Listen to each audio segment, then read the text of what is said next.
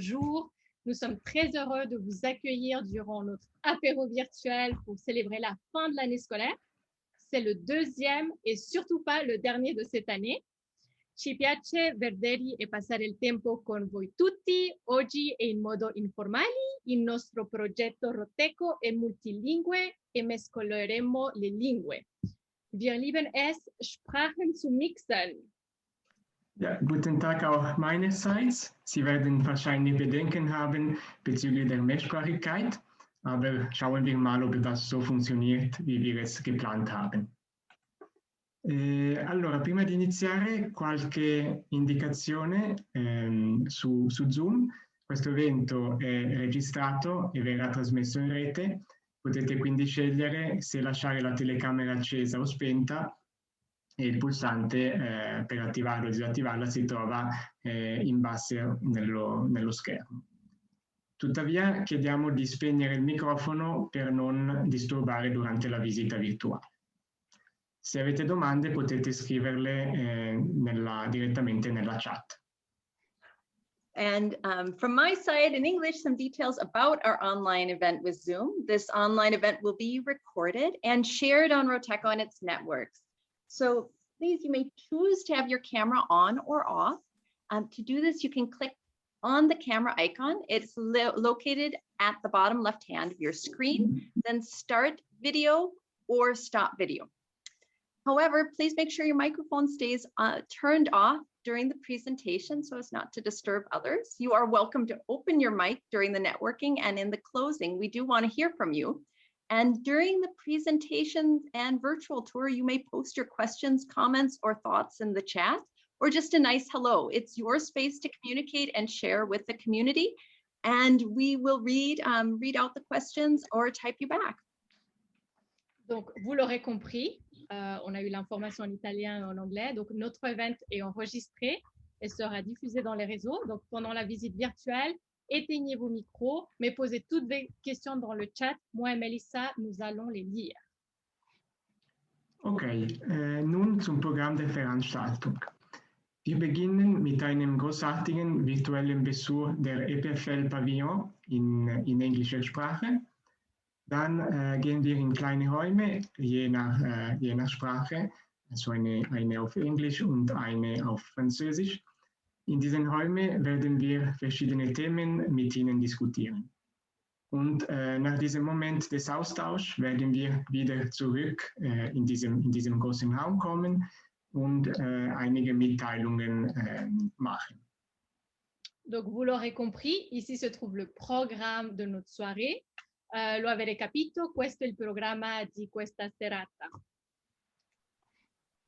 And now we have a very nice online virtual guided museum tour for you on robotics, thanks to the EPFL Pavilions. The Pavilion's mission is to amplify art, science, and society, and we are very lucky to have Dr. Giulia Bini from EPFL Pavilions, the curator and production manager at Pavilions. She curated the Nature of Robotics, an expanded field, and we are very lucky to have them for this virtual tour this evening. Through artistic installations and scientific models, Nature of Robotics focuses on emerging perspectives and scenarios of the rapidly expanding field of robotics. Giulia originally trained as an art historian and works at the intersection of visual art, media, science, and emerging technologies. Giulia, thank you so much for being with us tonight. Giulia is coming from outside of Switzerland just to do this event especially, and thank you. And the floor and screen is yours. Thank you so much for this invitation. It's really a great pleasure for myself and of course for us EPFL Pavilions to share this evening and this tour with you. So I will start sharing my screen.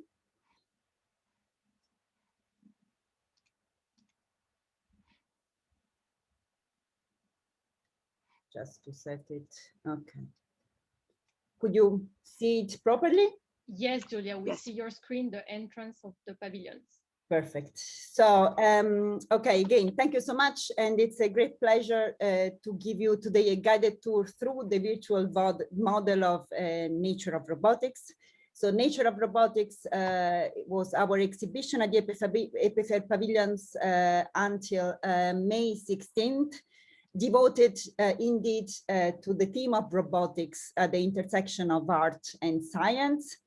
So of course, to give you a short introduction also about the framework of the EPFL Pavilions, we work at the intersection of art, science, and technology, with a focus also on experimental museology. Nature of Robotics in the framework of our program was one of these exhibitions, really aiming at establishing, we could say, a different experience and discourse around robotics at the intersection of art and science. A fundamental point, starting point for the exhibition was, of course, the discussion with the scientists and with the roboticists and professors at the EPFL, working on what we could say, we could name the new paradigms of robotics. And this was, these were, we could say, the key words through which we started thinking about the exhibition. So bio, modular, soft, and reconfigurable robotics are, let's say, these new frontiers again, that we considered as a starting point for developing an exhibition around the theme of robotics. So just to introduce you, this is the lobby of our building, of our pavilion B, so the central pavilion. At the entrance, we have this first initial installation by artists Melissa Dubbin and Aaron Davidson. So this was an installation which was realized in the framework of an artist in residency program supported by the College of Humanities at the EPFL, which saw the participation of American artists Melissa Dubbin and Aaron Davidson in collaboration with OK Expert Bio-Robotics Lab. So we could say that this installation was really a sort of literal example of collaboration among artists and scientists. I will now play the video of the installations to give you an idea.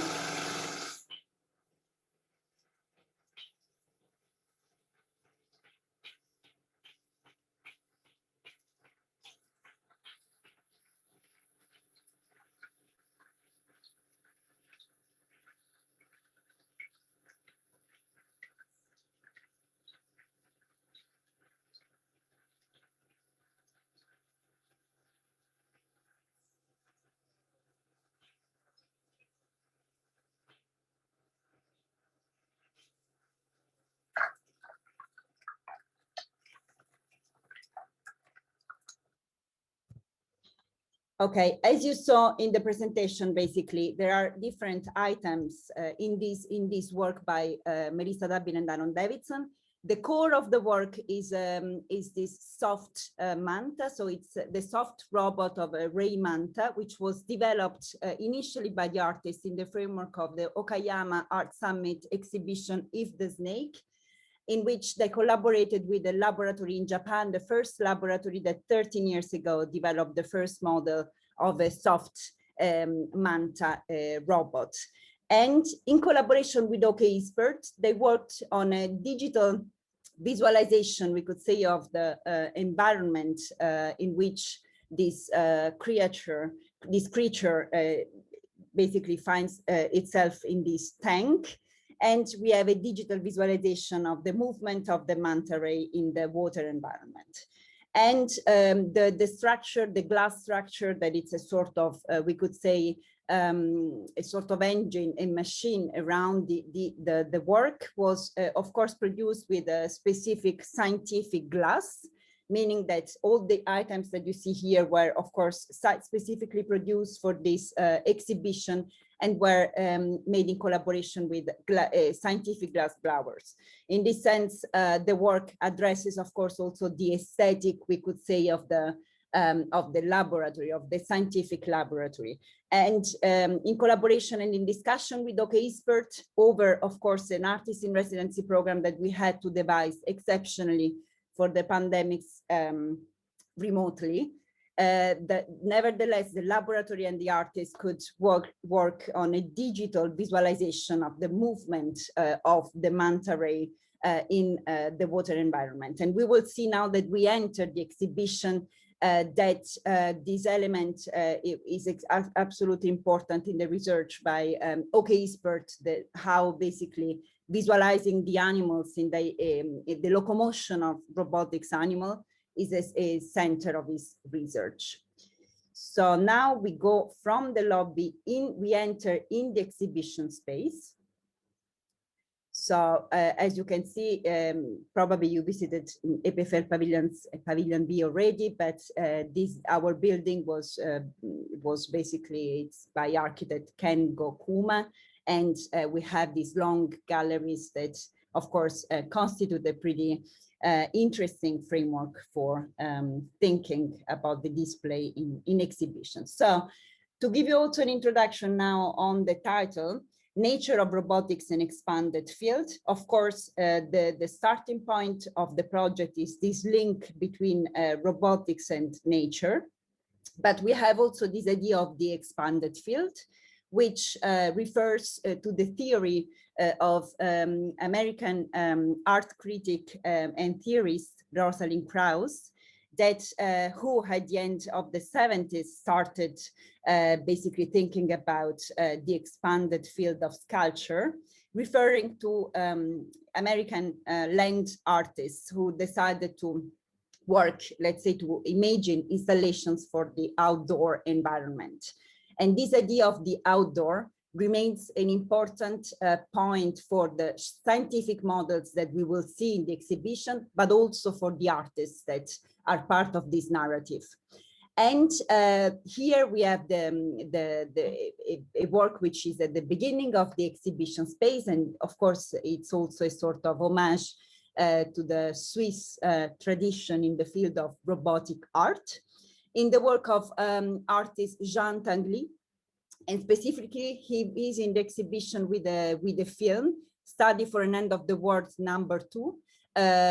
So in 1962, Jean Tinguely with Niki de Saint-Phal, they were invited by the David Brinkley Art Journal, which is an American television, to stage a performance in the Nevada desert. So the image that we see in this moment now on the screen represents the different sculptures that were improvised, we could say, in the Nevada desert by Tinguely on the occasion of this performance, and in front of an audience of journalists.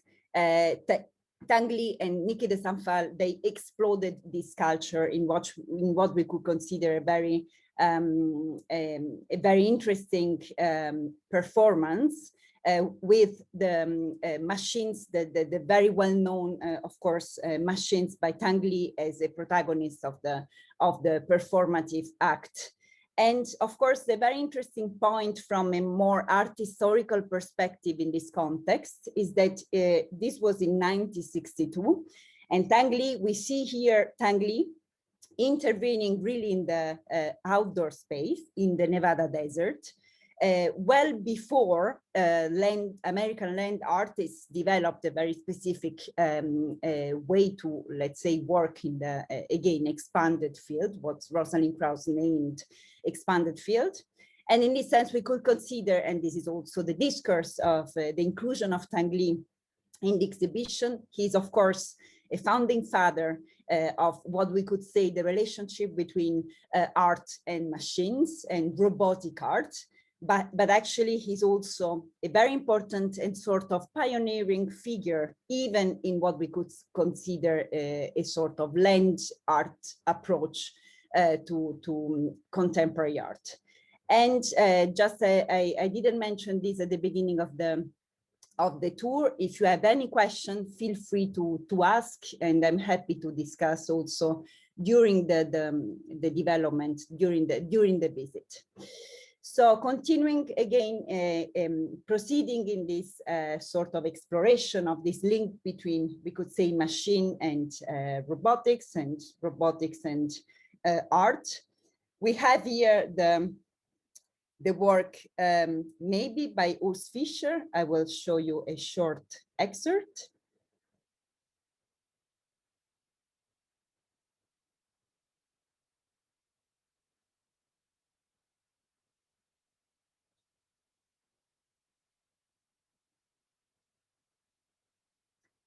So as you can see here in this work by Swiss artist Urs Fischer, what we see it's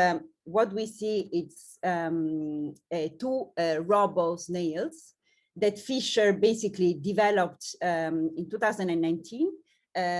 Fischer is an important also Swiss and recognized Swiss artist and sculptor working mainly in the direction we could see of the even pop and surrealist realist tradition with also an element of nonsense, we could say, and humor, more than humor. And this is precisely the atmosphere around these two incredible leader sculptures that leave, as you can see slightly in the image, a real slime. They look, of course, as real, the extremely realistic snails, but we know that they are the result of an extremely sophisticated work of art produced in collaboration with a sort of engineer for art that collaborates often with artists. In the exhibition space, we had these two small elements, the two snails walking in this part of the gallery. And of course, the idea was that artists actually try to realize, as in this case, small animatronics that we could say are extremely similar to real creatures in nature. And of course, we will see that also scientists and roboticists, they have this ambition of course, reproducing nature. And to continue also in this sort of central role that nature plays, the natural world, the animal world plays in scientific developments.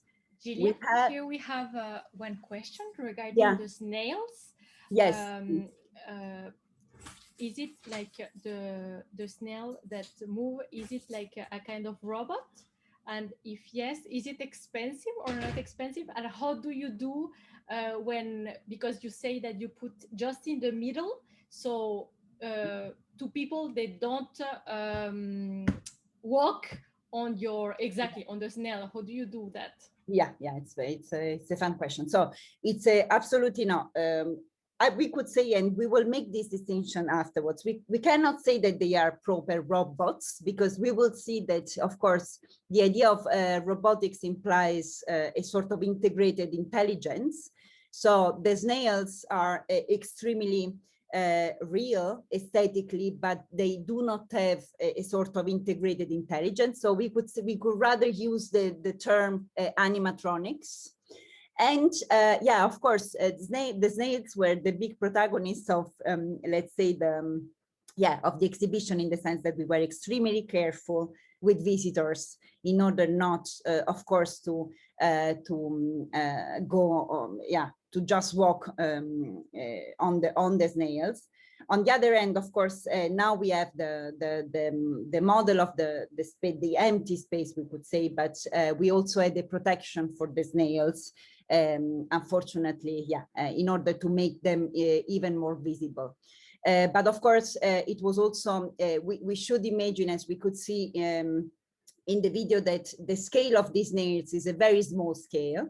So of course, you can, there's the risk that visitors don't notice them, but actually the point is that it's precisely the precision and the small dimension of these two sort of fictional animals that in the end make them extremely precious also in the exhibition space. And of course, we acted just with care and attention, also with our mediators in the space that were always observing, of course, visitors around the snails.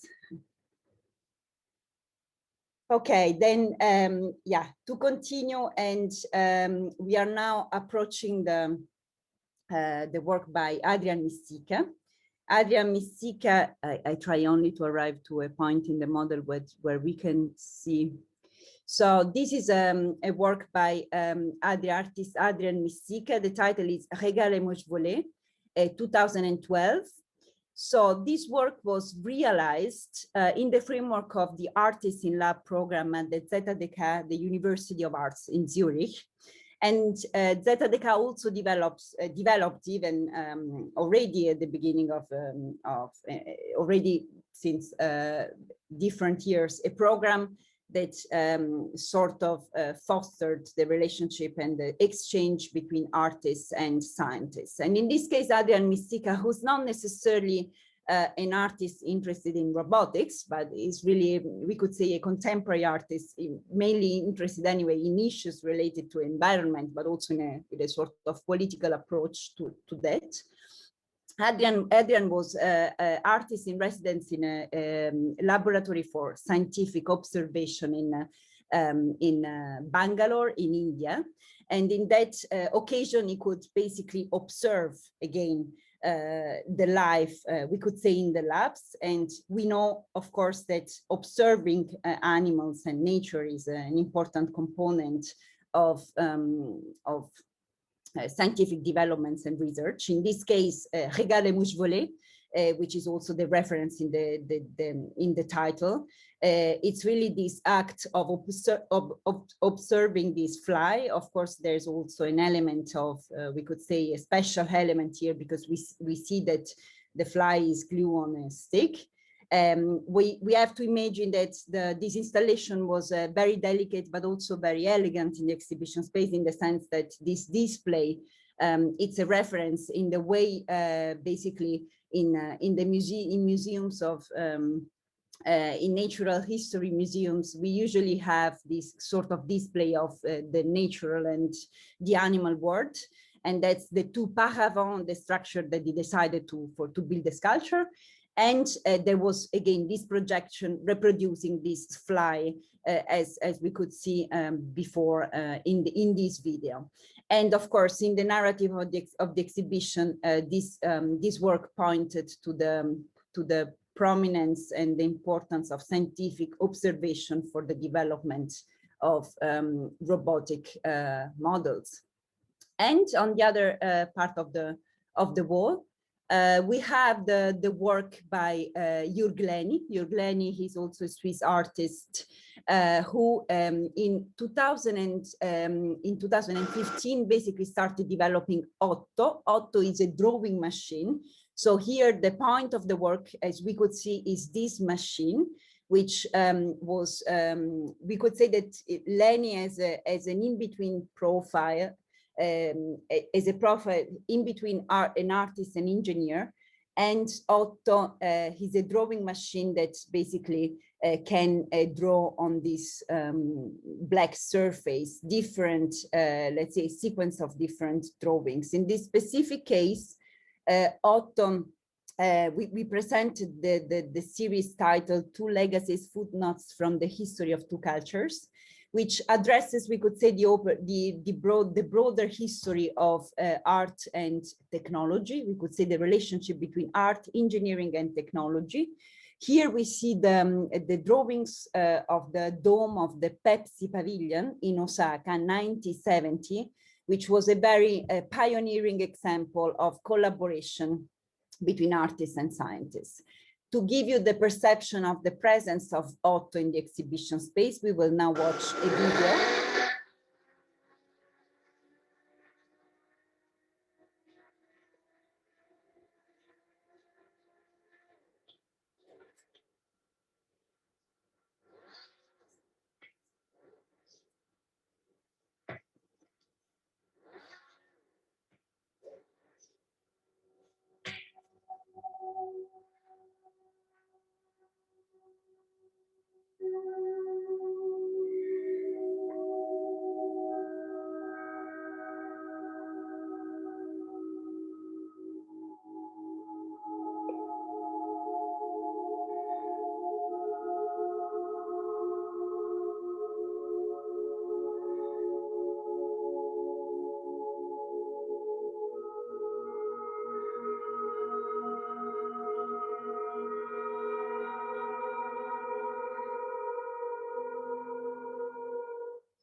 Okay, so as we can see in the video, the presence of Otto in the exhibition space was very important, in the sense that 3 times per day we operated Otto in order to realize these drawings.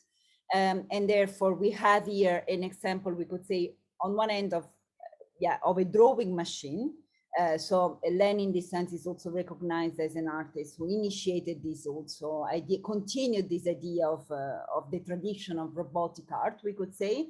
But as you can see also in the use of the chalk, in the kind of also imperfection, I mean, on one end, it's extremely precise, but sort of not necessarily perfect as an automated machine. We could say there's also the poetic component of this drawing machine, which is really rather a sort of a machine that performs the different drawings that it's it is sort of operating. And from this initial part in which we saw this axis with we could say the Swiss tradition in Tanguy, Fischer, Leni, and the observation of nature through the work of Misica, we enter and we approach what we named the scientific core of the exhibition, Giulia, meaning one the question, central part, sorry to interrupt presented you. Indeed the models developed by the laboratories of the EPFL.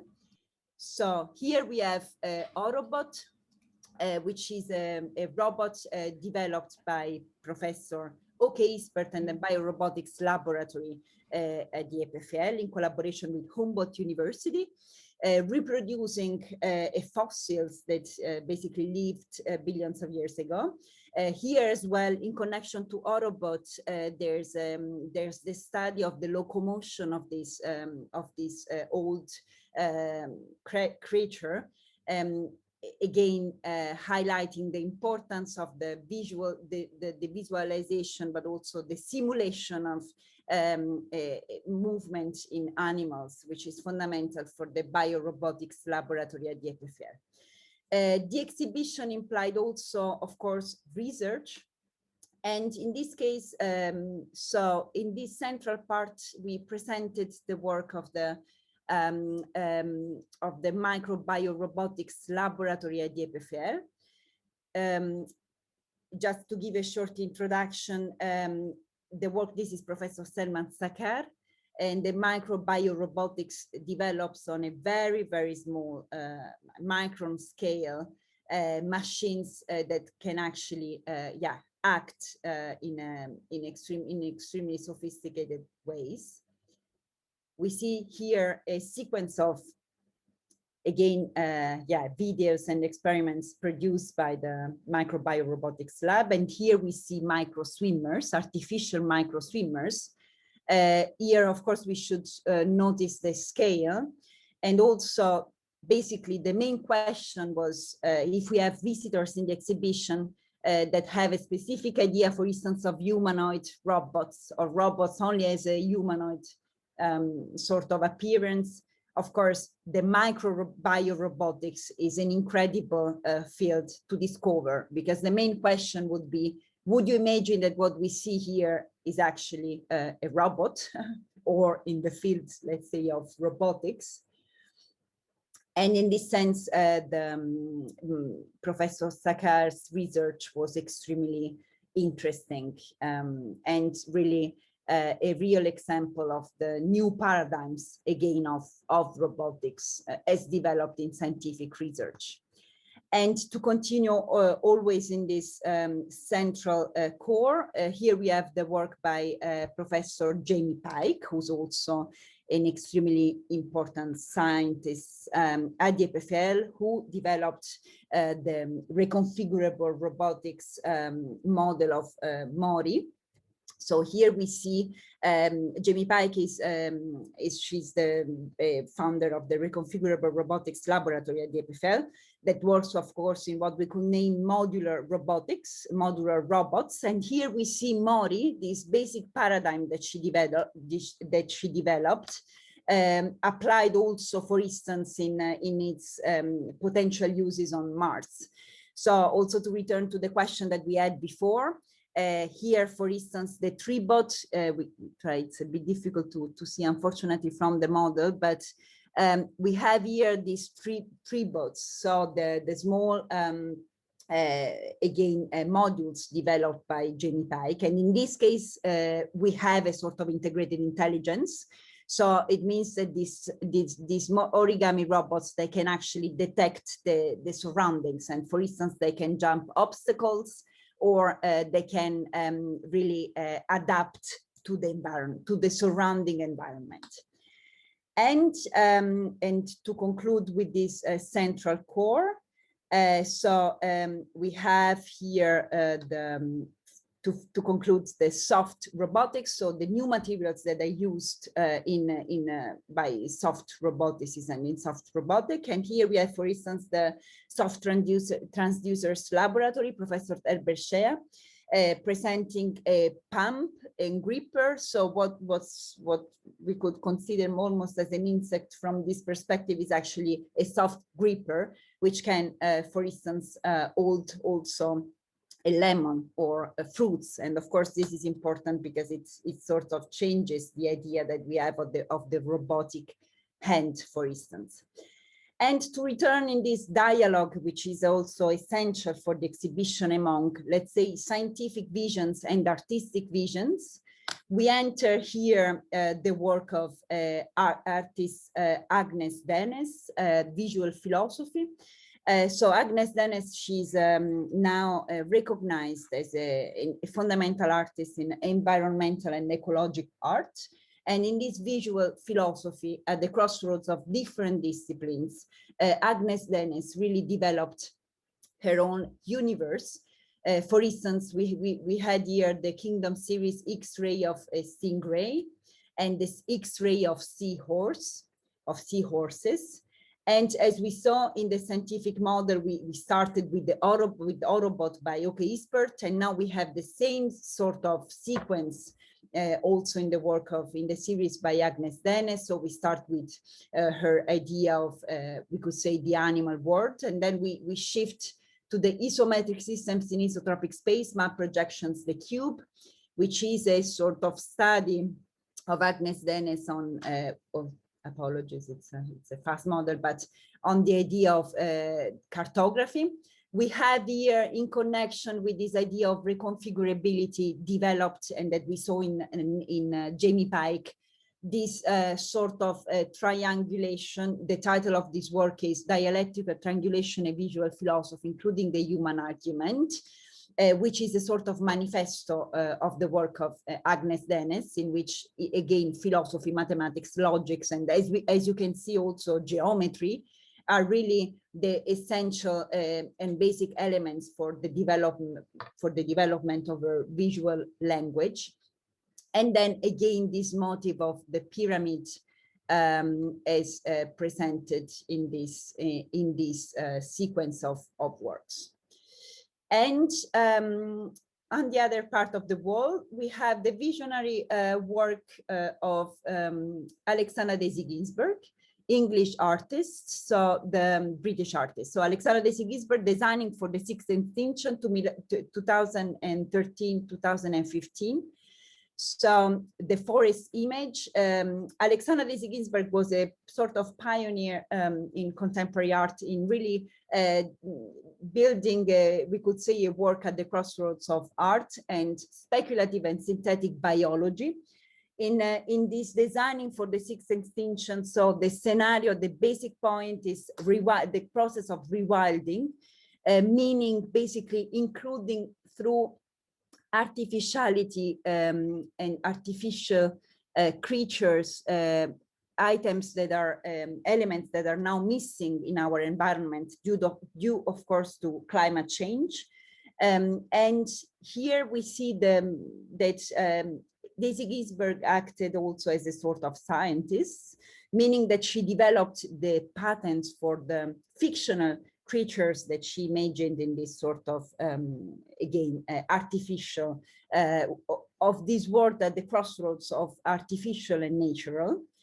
And so here you have also the description of these different elements. and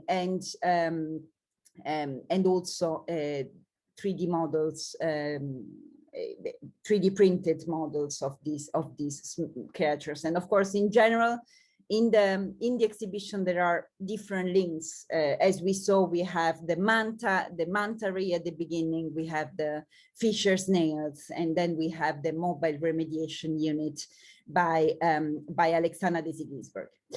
And so now that we observed, we could say, this central and initial part of the exhibition, we turn in the other part of the exhibition space, which is, we could say, more devoted really to metaphoric visions as developed by artists.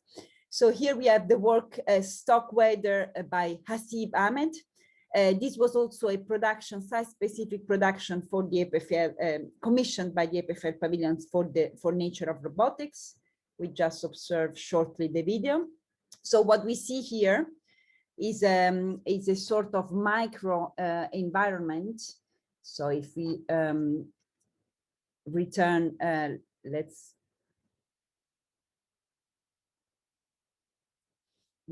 so the title is it's Stock Weather. And if we return now to the model, so what we see here, it's a sculpture that was produced by Hasib Ahmed, artist who was very interested in the phenomenon of the wind. And in this installation, we can see here a sequence of wind tunnels, which basically act with a sort of as propellers for a real wind in this sort of micro desert, which is recreated at the center of the installation. Here we can see it. We have the sand, and then the screen represents basically the image of this landscape, and with layers of basically data from the stock market. So this is also the reason of the title Stock Weather. We have on one end the reproduction of a meteorological phenomenon, and on the other end we have the reproduction and the superimposition of the stock market data in this reproduction of the landscape on the screen. And the idea for Hasib Ahmed is that as we are basically, as meteorological phenomena are beyond our control, it's the same with the stock market, which is of course completely beyond also our control. On the other end, the installation has a sort of feedback loop between the data and the wind, which is coming from these different wind tunnels. With Hasib, we discussed a lot the idea of complex systems, which is pretty central for, especially for swarm robotics. And we have here on the other hand of the wall, the other section of the wall, the work of Suzanne Treister, Survivor F. Suzanne Treister, she's also a British artist who started with painting, and then in the 80s and 90s, she started developing a research in internet, we could say net art and media art. Here we in this Survivor F, post-singularity epoch of artificial superintelligence in habitation of Earth, we enter, we could say, the universe of Suzanne, in which in a sequence of very nice watercolor drawings, we have a sort of representation of a few motifs that we saw as developed by the artists. Of course, with a more science sci-fi approach, but also a sort of, we could say, dynamic reorganization of a few keywords that are also central in general in the exhibition. So for instance, of course, this idea in the end of the super intelligence, or also the artificial intelligence, of course, which is a component, as we know, in robotics, but also as we saw that Jamie Pike, for instance, she presents Mori in March.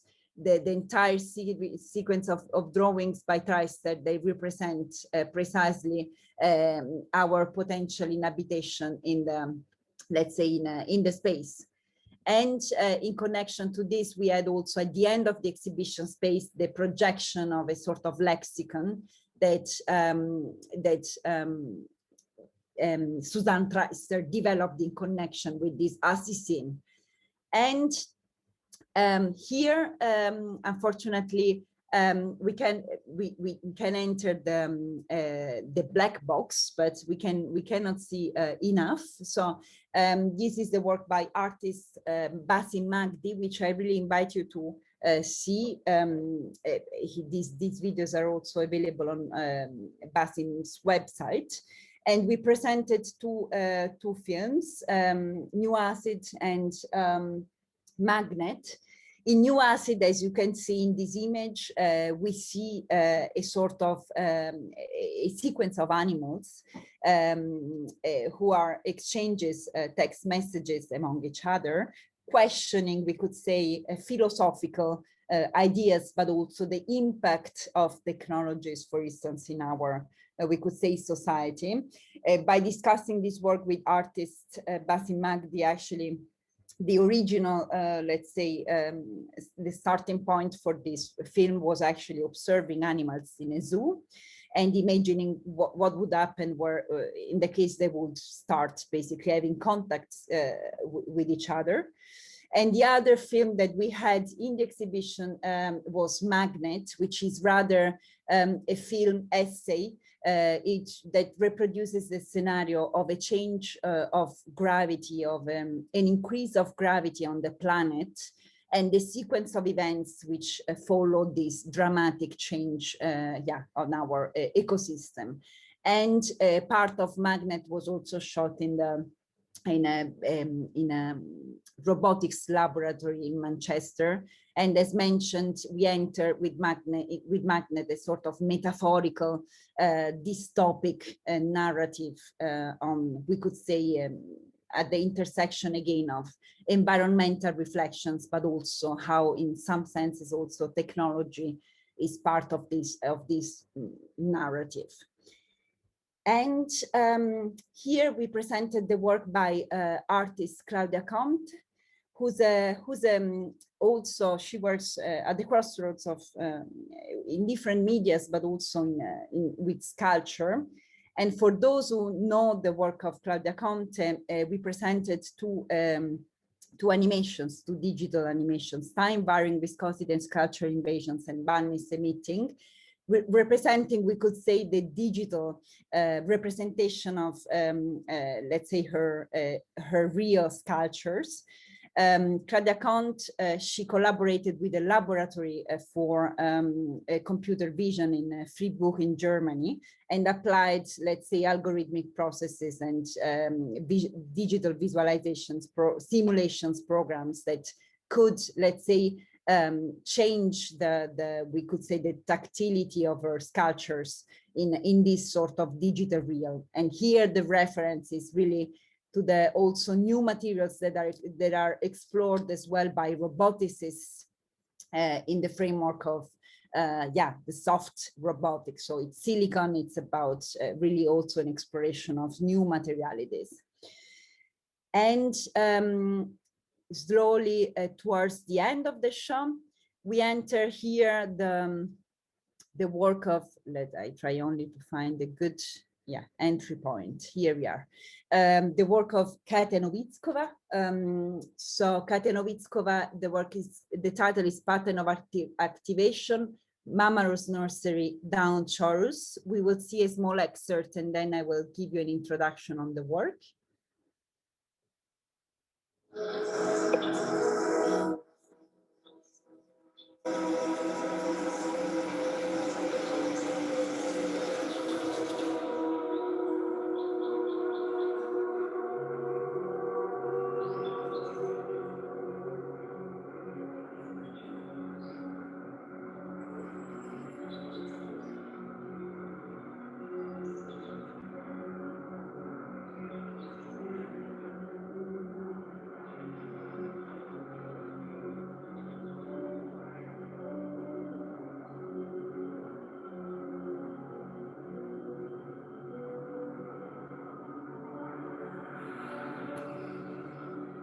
So as you can see, there are many elements in this installation by Katia Nowitzkova. She's a contemporary artist who developed in a consistent way in her research, really an investigation and imagination of what she names hybrid futures, but also the impact of, we could say, technology, as well as biology and science in a sort of, in what is also named in the Anthropocene, but also we could say how these technologies and these are really shaping a sort of hybrid future scenario.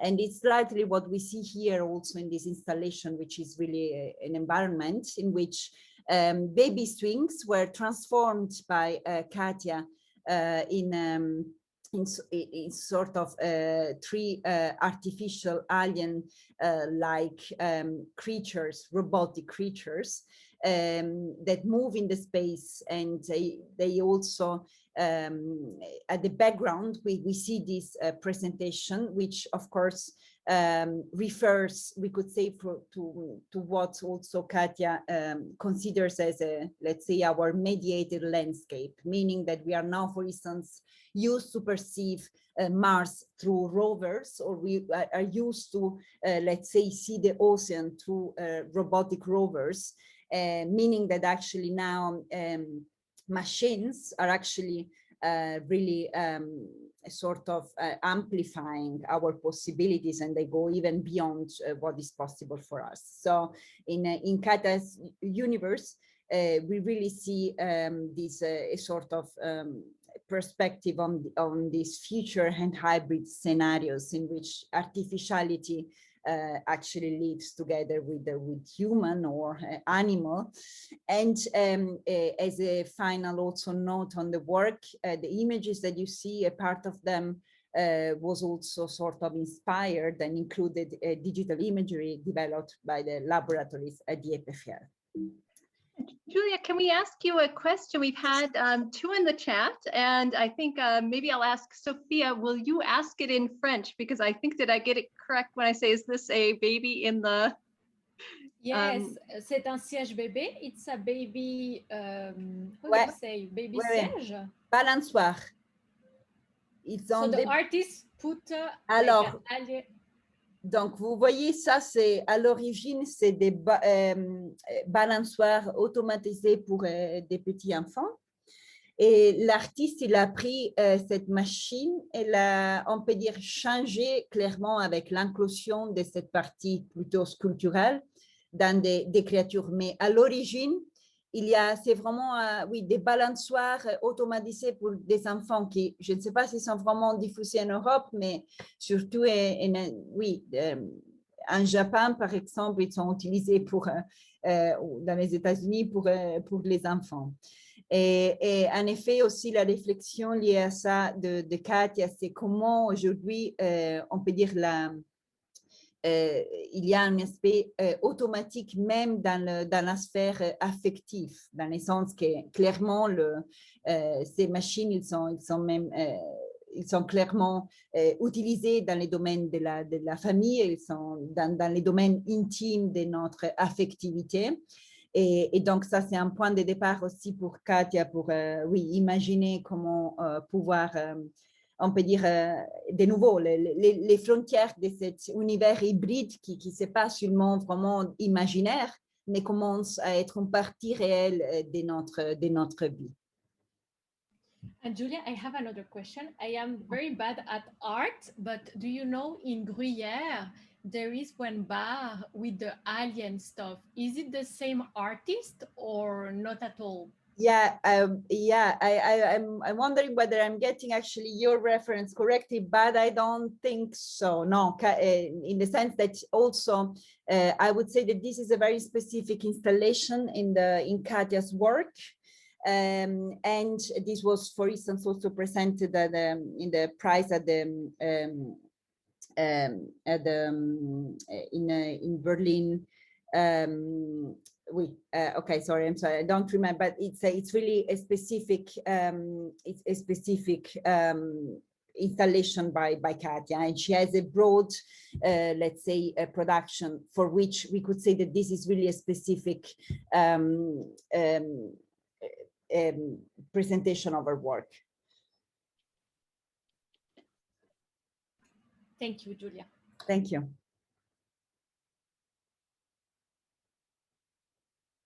And please feel free, if you do have questions you want to ask, feel free to put them in the chat or to ask Giulia directly, and I'll start putting some of the names of the artists in the chat as well. Go ahead, Giulia, sorry. Okay. Maybe yeah. Sorry, Giulia, but there is also another question in the chat, I think about this installation. Yeah. It is in Italian. I don't know, Giulia, if you speak Italian. Yes. Maybe from the name it's... I speak Italian, yes. The question is, da cosa dipende il movimento di queste creature? Sì, allora dunque, in realtà in questo caso sempre il punto di partenza della scultura, quindi queste culle automatiche, automatizzate, in realtà sono anche la fonte del movimento. Quindi all'origine, nell'arte contemporanea, quando, come dire, un oggetto originario viene appropriato nella dimensione artistica e l'utilizzo è cambiato, si parla di ready-made, è anche quello che Katia stessa dice del suo lavoro. Quindi il movimento è dato proprio da queste fondamentalmente culle automatizzate, che poi però appunto sono state cambiate, trasformate con questa apparenza, diciamo, appunto sculturale, scultorea dall'artista. Quindi comunque il movimento proprio specifico è dato da queste culle automatiche alla radice. Poi se torniamo in ogni caso al video, dunque se torniamo alla visualizzazione del video, in realtà diciamo, il movimento in generale dell'installazione è anche aumentato e creato ad esempio dalle luci che si possono vedere sul pavimento e che veramente creano una serie di riflessi, come potete vedere gradualmente anche delle sculture sul muro, e ovviamente la proiezione, queste immagini. Quindi veramente nell'approccio di Katia c'è l'idea di un environment, non solo di una scultura. Si possono vedere ad esempio ora nel video anche i riflessi di appunto delle creature sul muro, quindi è un lavoro quasi atmosferico, non è solo la rappresentazione di un futuro ibrido, ma è come veramente ci si trova un po', come dire, gettati in questa sorta di environment e quindi di ambiente.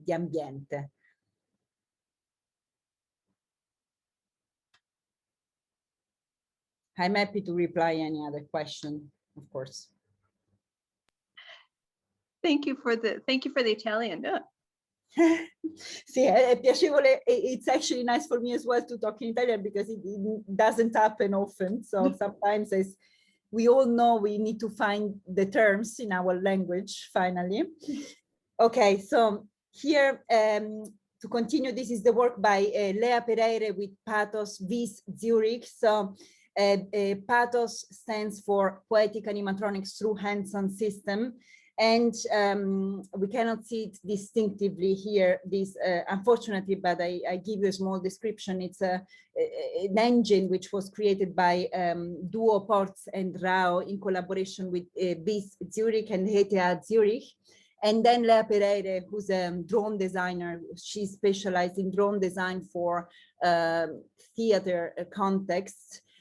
She basically created this sort of paper-like structure. Of course, the idea here, and what we can see shortly when we end the tour, it's really to basically give animation to inanimated objects. So when you encounter anima in the exhibition space, it will react through this sensor to the proximity of the visitor.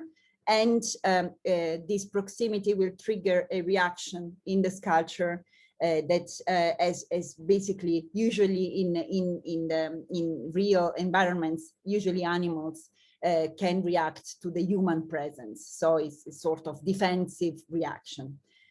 You need to consider a movement component, which is really essential in this object. And we are then now at the end of our exhibition. And we started with the work by Jean Tinguely, and we named that the role of Tinguely as fundamental for not only robotic art, but also environmental art. And we saw this installation, this performance in the Nevada desert. We started with the Nevada desert and we end here with the Nevada sky.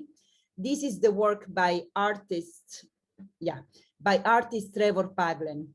So the title is Untitled Reaper Drones 2010. Trevor Paglen, who's an artist who really investigated also the political implications of artificial intelligence, and the artist that we know today also for this very, let's say, technologically oriented installations. Here we have a work from the initial series that he created starting from a research in investigative journalism.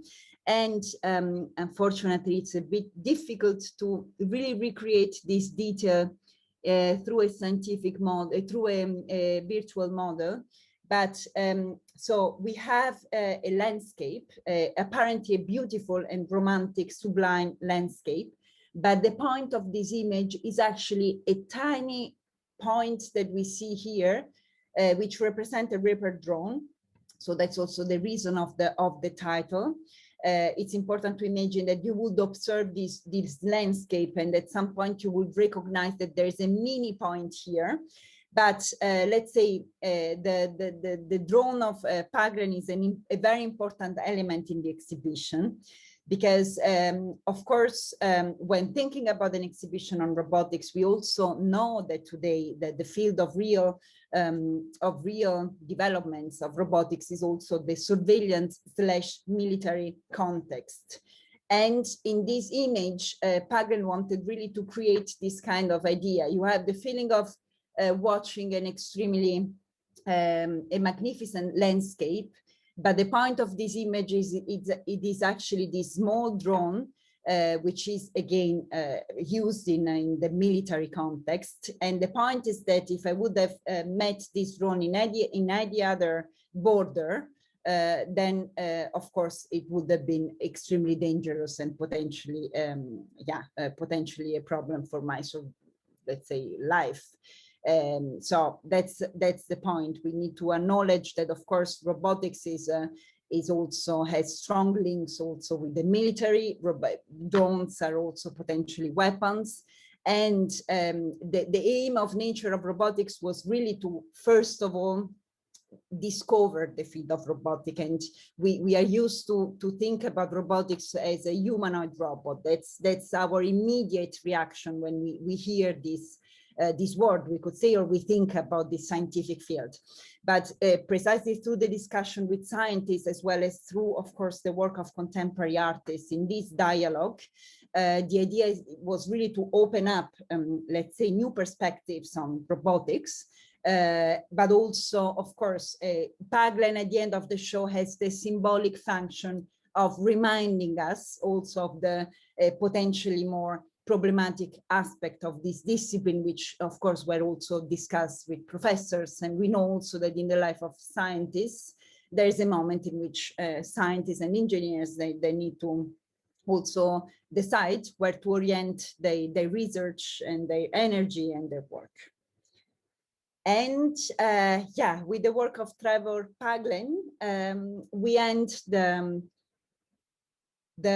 tour of the exhibition. And merci, Giulia, for this beautiful presentation. And I know that your team is staying with us for some questions. So if the teachers want to ask questions, si vous avez des questions, c'est le moment de poser vos questions. Et il me semble qu'il y a Camilla Mongin de l'EPFL, médiatrice culturelle, qui a une annonce à nous faire concernant les futures expositions du pavillon pour les enseignants. Est-ce que je me trompe? Non, c'est tout bon, merci. Alors, bonsoir tout le monde et merci Giulia encore. Du coup, comme Sophia vient de dire, moi je suis médiatrice culturelle chez EPFL Pavilions et malheureusement, on n'a pas vraiment pu offrir une offre scolaire pendant Nature of Robotics. à cause du Covid, finalement, en fait, on va pouvoir offrir toute une programmation exprès pour les écoles, du coup, visite guidée, ateliers pédagogiques, etc. Pendant la nouvelle exposition qui c'est Deepfakes, Art Unstable, qui commence les 17 septembre. Du coup, pour tous les enseignants en fait, qui sont intéressés à venir avec leur classe, peut-être, nous, on va offrir beaucoup de visites pour cibler vraiment pour tous les âges à niveau d'école. Et après, on aura aussi une offre vraiment spéciale pour les gymnases avec une visite guidée et en plus de ça aussi, une sorte de programme à la carte. Ça veut dire avec des conférenciers qui sont des chercheurs, soit de l'UNIL, soit de l'EPFL, sur des thématiques du coup liées à deepfakes. Ça veut dire, ça sera par exemple l'art et la technologie, art et sciences, art génératif et tous ces genres de thématiques du coup qui peuvent être aussi abordées pendant les programmes scolaires. Ça, c'était un peu juste pour vous présenter notre offre, mais vous allez trouver toutes les informations prochainement pendant l'été en fait sur notre site internet. J'ai vu que Mélissa elle a partagé dans la discussion les liens. Du coup, dans l'onglet visite guidée, vous allez trouver la programmation pour les écoles. Merci beaucoup. Camilla, vu que nous avons des enseignants qui parlent italien ou anglais ou allemand, est-ce que tu pourrais répéter l'info en short, parce qu'on n'a pas beaucoup de temps, en anglais, comme ça ils peuvent aussi voir, parce que je suppose que c'est ouvert pour des écoles d'autres cantons, on est d'accord, hein? Ouais, et français, anglais, italien, c'est tout à fait possible. Allemand, c'est un peu plus compliqué.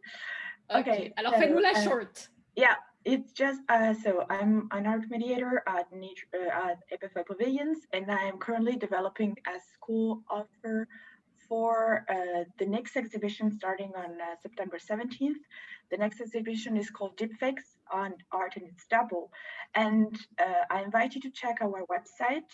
We have a section dedicated to guided tours, especially for schools, and we will open a lot of possibilities, from guided tours for every kind of level, like Swiss level for schools, but also workshops and a special offer for high school students, including conferences with a scientist from either UNIL or EPFL. Thank you. Camilla, pour l'enseignement spécialisé, c'est aussi ouvert. Les pavillons accueillent aussi, par exemple, des élèves avec des chaises roulantes, etc. Alors, à niveau de l'espace, c'est tout à fait possible. Après, on n'a jamais, par exemple, travaillé vraiment sur une programmation spécialisée par rapport à un public genre cible spécial, mais c'est tout à fait possible et envisageable, bien sûr. Merci beaucoup. Alors, je repartage mon écran. Est-ce que vous voyez mon écran? Alors, maintenant, nous allons avoir 2 salles, d'accord? Pour la salle en français, ne bougez pas, on reste ici. On pourra discuter, faire du networking, etc. Pour la salle en anglais, Mélissa va partager dans le chat le lien où vous pourrez aller parler et faire le moment en anglais. Le but de ces 20 minutes est de pouvoir faire un networking, que vous puissiez tous prendre la parole, poser vos questions sur la présentation, mais aussi sur d'autres sujets. Maintenant, on va plus aborder la robotique éducative. Si vous avez des informations à nous faire passer sur vos projets, vos formations, la parole sera à vous. Melissa, have you shared the link? Yes, I will put it in just a second. I just want to say an extra thank you to Giulia for the wonderful tour tonight and for sharing the pavilions. And of course, now you know there's a possibility with Camilla and joining in with your students and the teachers as well. And I just wanted to ask, just before we separate, because Giulia, I think we might have to leave. Are there any final questions before we say goodbye to her? And if not, I'll just say thank you, Giulia. I know that you have other events this evening, and I think I'll just give a nice round of applause in the reaction. Feel free if you want to do the same. Thank you very much. It was a pleasure. Thanks for this possibility of presenting our show at the Roteco Apéro. It was very nice. Thank you for opening that to the our robotic teacher community, because it does give different perspectives, and now we open those doors for the teachers and in attendance tonight that we have that at the EPFL. Thank you, Giulia. Thank you, Camilla. You're free to stick with, and thank you. Yes, Sophia just put it in the chat. For those of you that wish to join the room in English or in German, We will go out to my Zoom room and then come back into Sophia's after. So I will leave. If you are interested in staying in French, feel free to stay with Sophia, and we'll see you all back at, I think, 20 after 6 o'clock. See you in a bit. Bye. Bye, everyone.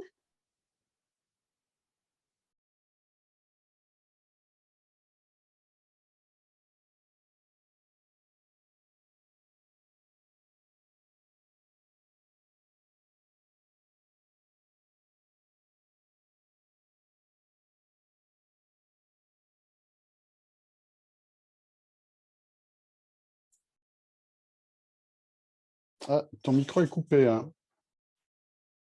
Ah, vous m'entendez maintenant? Oui, beaucoup mieux. Super. Merci beaucoup, Didier. Sophia, pardon, moi je remercie juste pour m'avoir introduite. Moi, je vais vous laisser à votre discussion. Merci beaucoup. Bonsoir à tout le monde. Merci Camilla, merci beaucoup. Alors, voici une petite liste de sujets qu'on pourrait aborder. Donc, j'ai fait une petite recherche par rapport à vos profils et nous pourrions discuter par exemple de l'enseignement spécialisé la robotique, par exemple avec, si je ne me trompe pas, oups, excusez-moi, je suis en train de faire des bêtises. Avec Stéphanie, ou bien nous pourrions aussi parler des nouvelles formations que le SEM a. Je sais, Élise, que tu as ouvert une formation robotique et intelligence artificielle qui a l'air sympathique. Je sais qu'il y a Damien de Vittascience avec ta plateforme de programmation. Peut-être aussi que tu as envie de discuter sur des nouveautés de votre plateforme. Ou nous avons aussi Géraldine avec Digital Kidz qui veut peut-être partager avec nous l'état des lieux, des ressources qu'elle prépare avec pour ses petits cahiers d'activités. Donc, n'hésitez pas, maintenant le temps est à vous, de nous partager avec nous quels sont les états des lieux de vos différents projets. C'est avec plaisir. Donc, je vous laisse aussi ouvrir vos micros si vous avez des questions. Donc, voilà, je ne sais pas qui veut prendre la parole. Et puis, Sophia, moi, je prends la parole. Super, Élise. Alors, je vous présente Élise du SEM à Genève, formatrice. Je vais mettre ma caméra quand même. Hop là, voilà. Hop.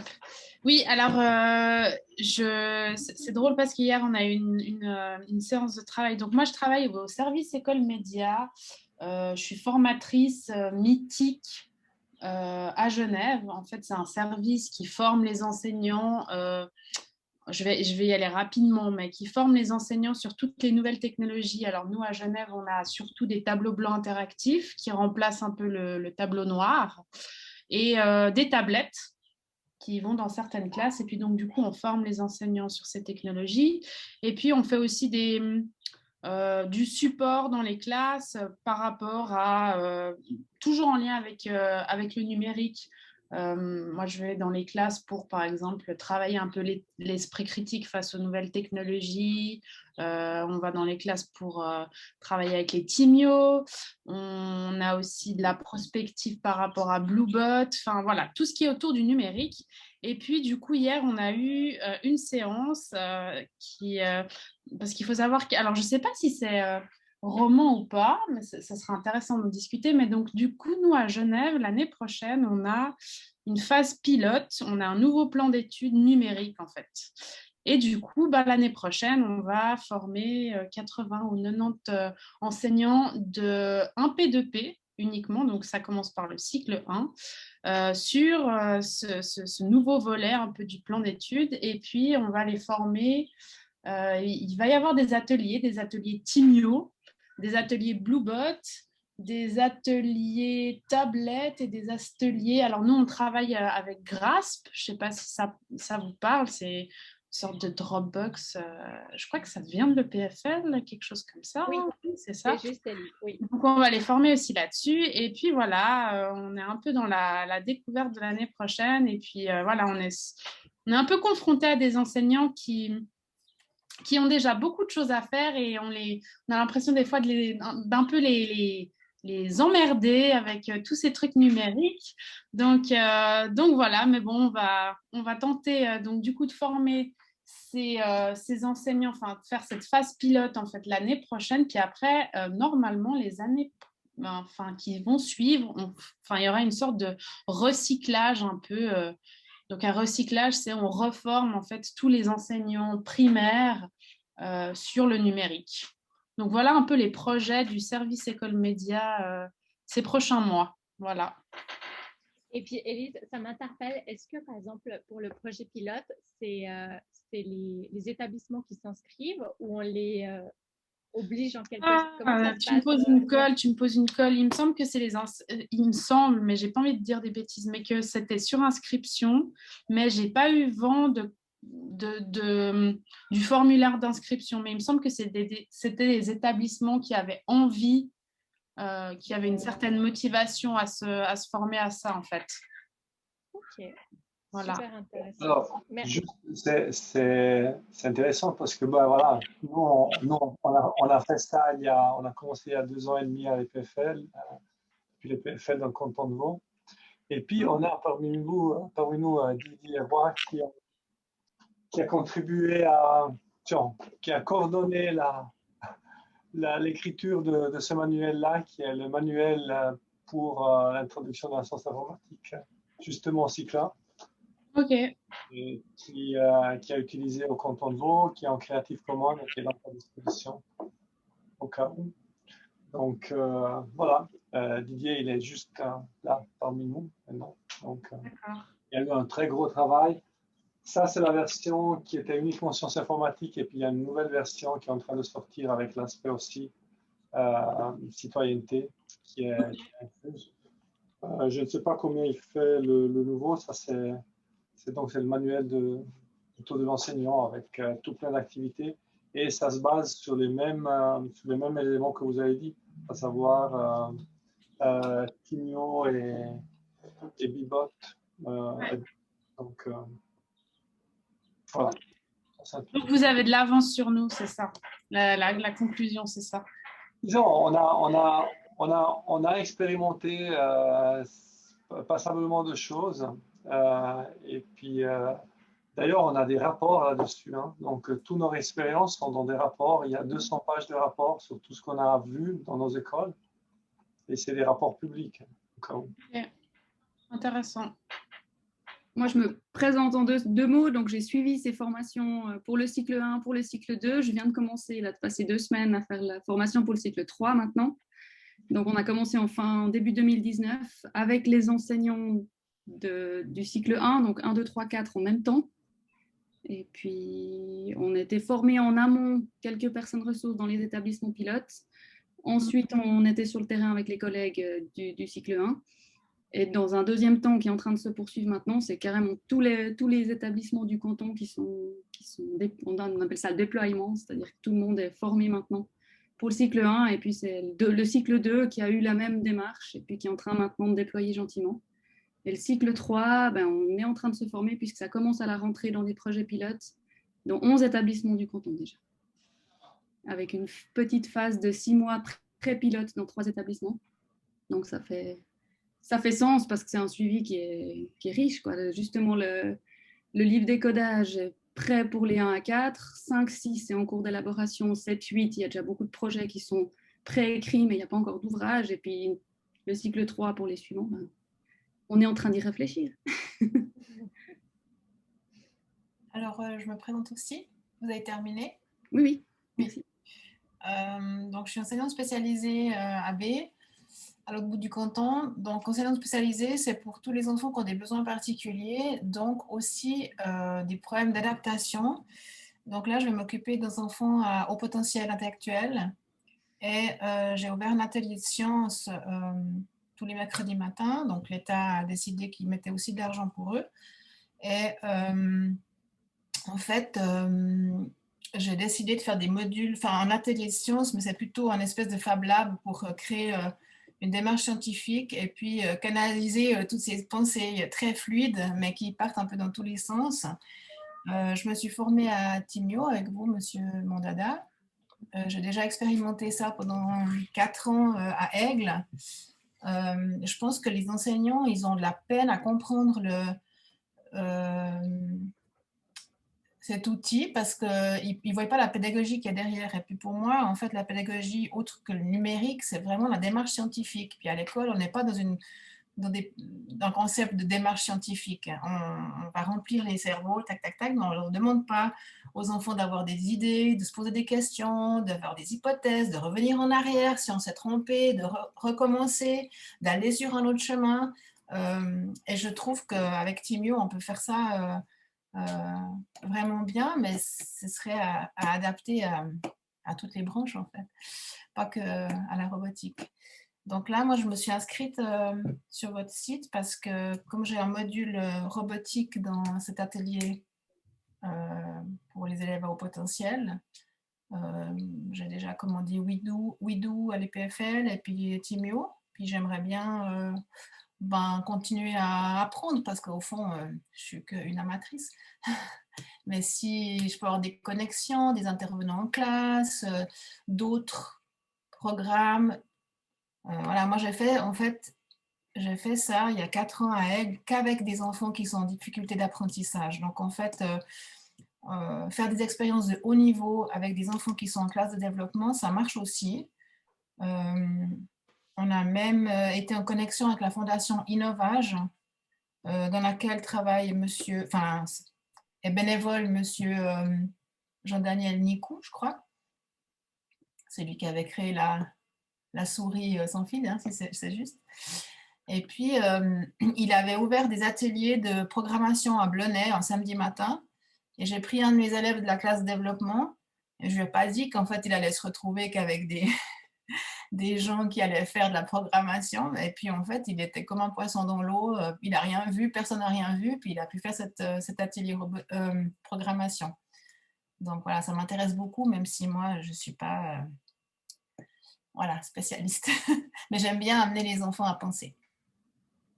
Stéphanie, on a eu un webinaire Timio, enseignement spécialisé, et puis il y a Romain Roduit, je ne sais pas si tu vois qui c'est, il a montré des extraits de vidéos de ses élèves en fait HP, et c'était super intéressant parce que lui, il avait fait un projet comme quoi il amenait ses élèves à haut potentiel dans des classes ordinaires pour les ateliers de robotique, et en fait, c'est les élèves à haut potentiel qui modérait en fait les ateliers robotiques, et ça donnait quelque chose d'assez intéressant.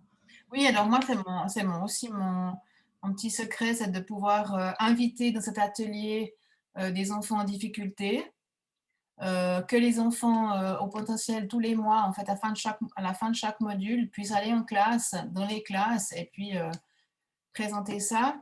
Je sais qu'aussi les élèves à haut potentiel, ils ont besoin de l'art.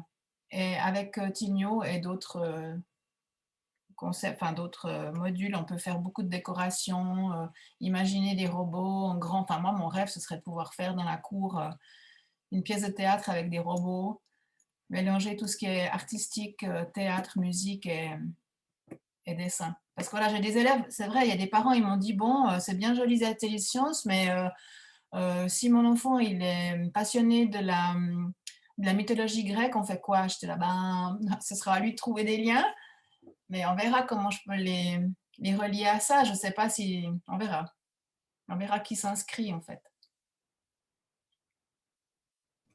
En tout cas, je t'enverrai le link, Stéphanie, comme ça tu pourras voir la rediffusion et puis t'inspirer des petits tips qu'il avait donnés. C'était assez intéressant. Est-ce que le concours Timio qui existait existe toujours en fait? Il est jusqu'au 30 juin, donc ça va bientôt se finir là. C'était justement pour l'enseignement spécialisé, mais on verra si on organise quelque chose pour l'année prochaine, parce qu'en fait on a un concours chaque semestre si tu veux, et puis là on s'était focalisé enseignement spécialisé. On verra pour la suite, mais en tout cas on te tiendrait au courant par rapport au futur concours aussi. Ok.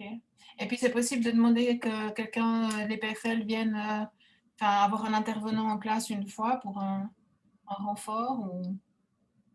Ça, on pourrait s'arranger entre toi et moi pour voir comment on fait cela. Ok. Ouais. Du coup, je t'enverrai le lien et puis le lien vidéo en fait de ce dont je te parlais. Moi, je travaille avec la fondation explorado.ch. Puis on avait envie d'ouvrir une cité des sciences à Aigle. Et le canton de Vaud avait décrété que c'était d'utilité publique, et donc ils avaient mis pas mal d'argent.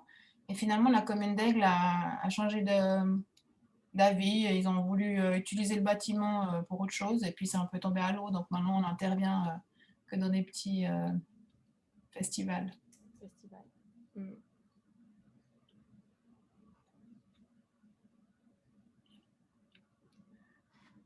Dans l'idée des petits concours avec les Timios, moi j'ai participé à R2T2, là, à l'EPFL, avec des élèves de 7e, 8e année, et c'était vraiment chouette. Alors, ils ont vraiment bien participé.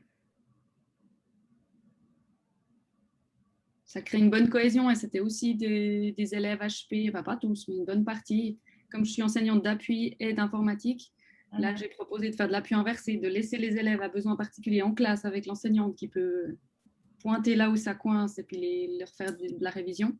Et puis moi, j'ai pris les élèves qui s'ennuyaient, puis on est parti sur les programmes Timio, mais Azeba en programmation pure et dure. Et puis on a tenté les compétitions R2T2 par équipe de 3, 4 ou 5.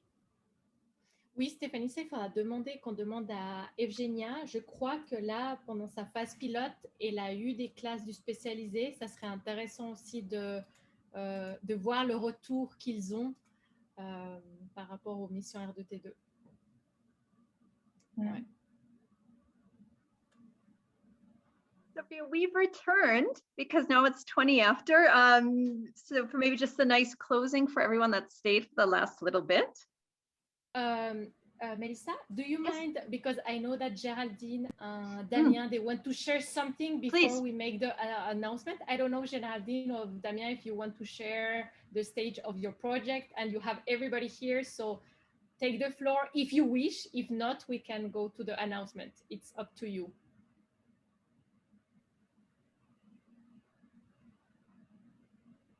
Damien, you can start if you want. Oui, merci. Par contre, je vais le faire en français, si ça ne vous gêne pas. Je suis Damien Vallot, je suis enseignant de SVT en France, au sud de Paris, et je travaille au sein de Vittascience, qui est une jeune push, une start-up qui développe des kits pédagogiques. Donc Stéphanie, je pense que je serais ravie de discuter plus amplement avec vous. Alors, on accompagne les Fab Labs, on accompagne des écoles, des collèges et des lycées en France, que ce soit des enseignants en technologie, en sciences physiques, en biologie, pour apprendre la programmation autour de sciences. Donc, on a développé des kits, que ce soit, par exemple, construire une station météo, créer un ballon solaire, où on va mesurer la quantité de particules fines, la quantité de CO2 qui peut être présent dans l'air. Et on a également une plateforme qui permet de programmer en bloc du type Scratch avec les capteurs, et on se base sur des cartes Arduino, des cartes microbits, et on a aussi des robots qui sont adaptés à ces deux cartes. Donc des robots Mbot, des robots McQueen qui puissent fonctionner sous Arduino ou sur microbits.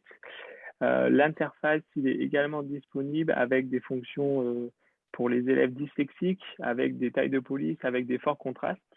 Et le fonctionnement se fait soit par bloc, soit directement en code Python, puisque en France, il s'est rentré dans les programmes que la programmation au lycée se fait en Python. Et j'avais fait une présentation, il me semble, au mois d'avril, et je pourrais vous en refaire une si besoin. Je vais laisser mon mail dans la conversation. Dans le chat, comme ça tout le monde peut avoir accès. Super. Comme ça tout le monde pourra m'envoyer un message si besoin. Et on a des nouveautés pour cette rentrée. Donc on va sortir des nouveaux kits autour de la programmation, notamment des plantes, pour l'arrosage automatique programmable à distance via la carte microbit, avec contrôle de l'humidité du sol, des kits autour des robots, avec un parallèle des rovers qu'on peut avoir sur Mars, donc tout un plan avec des tapis de jeu pour développer sa station, programmer son robot par bloc directement, que ce soit pour des écoles ou des collèges. Donc cycle 1, cycle 2, il me semble, pour vous. Et puis voilà, je crois que j'ai fait le tour. Merci Damien, et je rajoute, vu qu'on est en plein Arduino microbit, on va rajouter ça dans les outils prochainement de Roteco, comme ça on pourra avoir aussi des ressources utilisant Arduino et microbit. Et je laisse la parole du coup à Géraldine. Merci Damien. Merci. So I will try to be very fast because I guess you're hungry. So I'm Géraldine. I'm not a teacher, but I lived for a while in the US, more specifically in San Francisco, and I'm a mother of 3 children. And there I was very lucky to attend some Stanford courses, and I realized how the parental world is so divided regarding computer science. So I decided to build, when I came back to Switzerland, because I'm originally from Geneva, when I came back to Switzerland, I decided to build an open source platform with all the resources available for parents for the new technology. So you have all the apps that teach children to code, or the robots. Timo is also on the list. And also all the courses available through Switzerland. It's a website in 4 languages, English plus the 3 national languages. And apart from that, I started to write an activity book so unplug activities about blockchain, AI, and coding.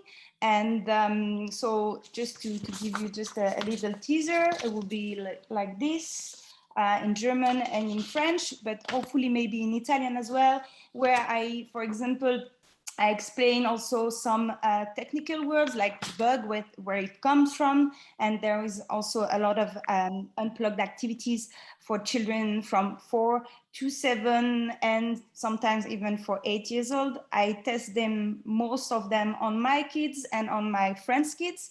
And I hope that I can launch this activity book for next fall. And it's mostly for parents, but it's can be also for any caregiver and educator, because it helps to use a very easy word to explain sometimes complex things like AI or like programming.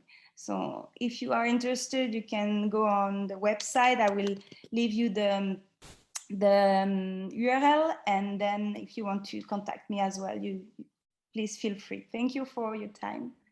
And thank you so much, Géraldine. Just a precision, Géraldine, she has shared resources on Roteco, free resources, so you can go and see, and she collaborates with us to prepare the spring contest, so you have unplugged activities for the spring contest with her. So thank you, Géraldine. Okay, so now that we are all together here, we will finish with some announcements. Lucio, I let you begin. Do you have the... Yes. So can you hear me now? Yes, we can hear you. Okay.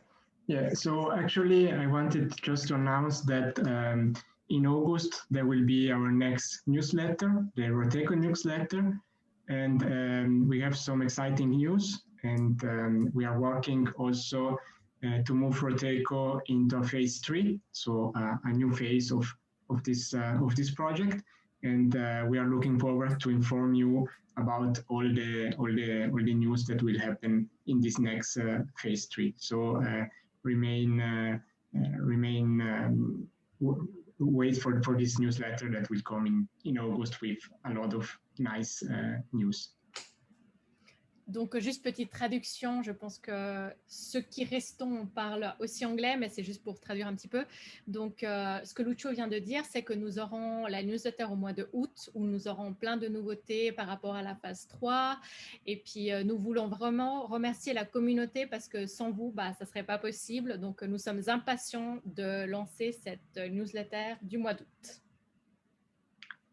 Yes, and then maybe another information is that on the Roteco platform, you can find a lot of continuing education offered by the different institutions and different HEP PH.